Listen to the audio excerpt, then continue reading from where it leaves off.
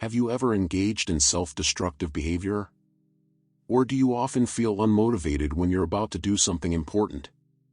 Or maybe you sometimes think that you are not good enough to achieve an important goal? If your answer to these questions is yes, then you may be exhibiting signs that you are self-sabotaging.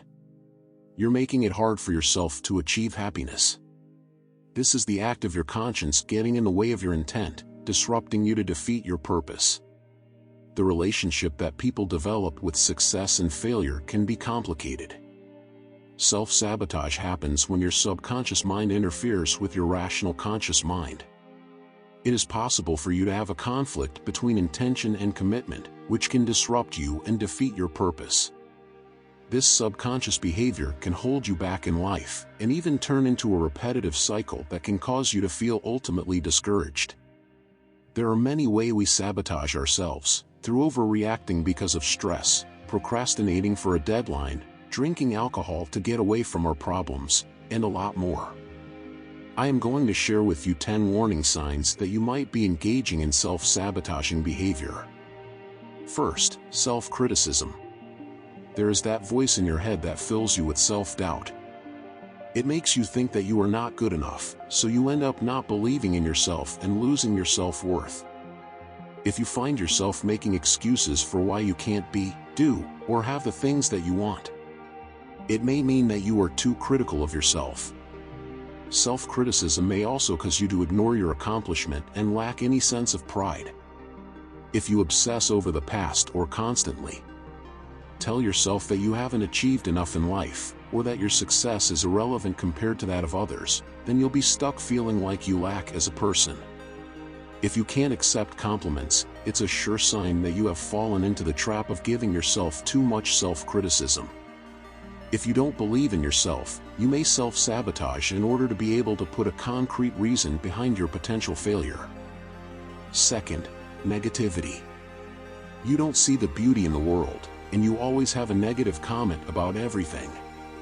We all have that inherent negativity bias, but people who self-sabotage are more prone to expressing this negativity. This turns into accepting self-judgments and abuse that you would not so easily accept from other people. These negative thoughts turn into hopeless and defeated feelings, which further promote the cycle of self-sabotage. Negativity can lead to lingering feelings of dissatisfaction and disappointment, and can also lead other people to not want to be around you. Third, procrastination. You wait until the problem gets worse before you deal with it. Or, you'd rather chill out and enjoy unrewarding things before you work on something you need to finish by a given deadline. Regularly procrastinating is a sign that you are self-sabotaging. Remember, what may have seemed harmless and universal in high school has a greater impact in adulthood.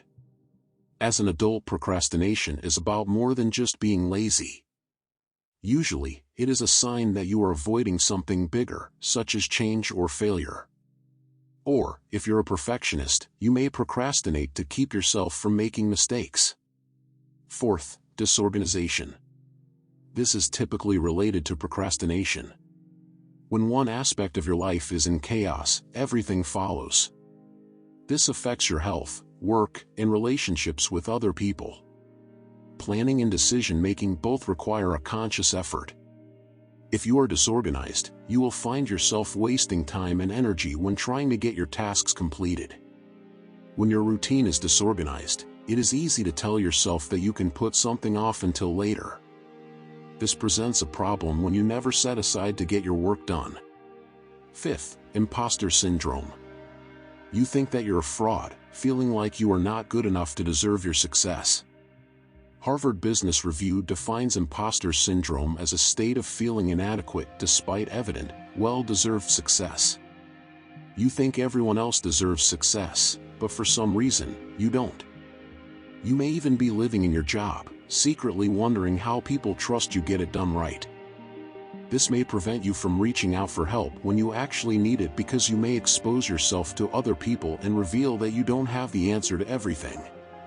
Sixth, overindulgence.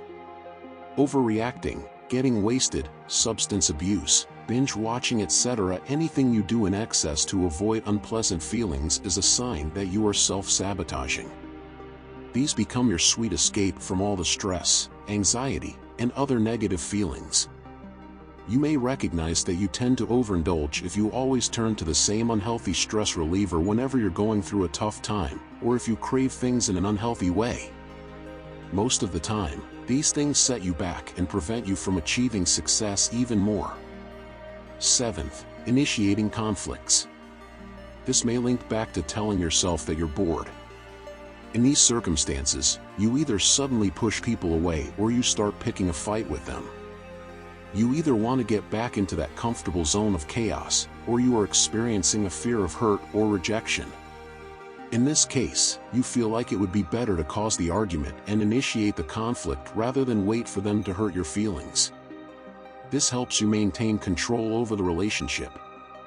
You are showing the other person that you are making the decisions about their role in your life, even if in the end that means pushing them away.